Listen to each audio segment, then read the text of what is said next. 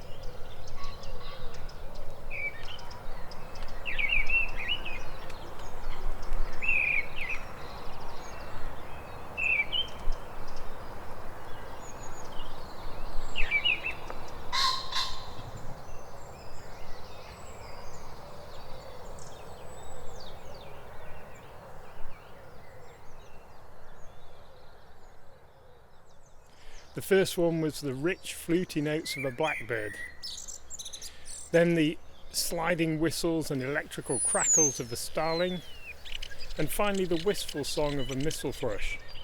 If you weren't sure about that one, listen back and compare it to the blackbird.